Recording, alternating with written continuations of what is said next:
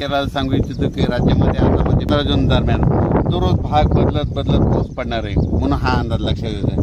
सर्व शेतकऱ्याला सांगू इच्छितो ज्यांच्या शेतामध्ये एकच ओल असले तर तुम्ही पेरणी करायला हरकत नाही.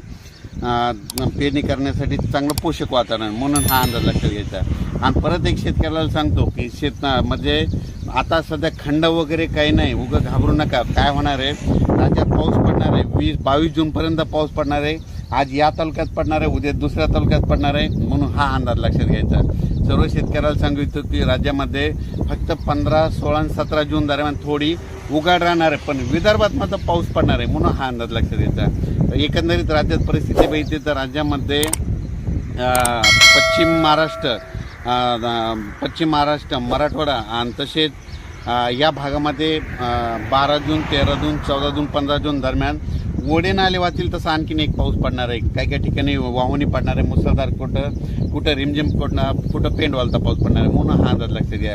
विदर्भातल्या सर्व शेतकऱ्यांसाठी आनंदाची बातमी, विदर्भामध्ये आज म्हणजे 12 जूनपासून आज विदर्भामध्ये बऱ्याच ठिकाणी पावसाला सुरुवात होणार आहे आणि त्याच्यानंतर विदर्भामध्ये देखील पाऊस वाढत जाणार आहे आणि विदर्भाची शेतकऱ्याची पेरणी देखील ह्या 20 तारखेपर्यंत सुरू होणार आहे.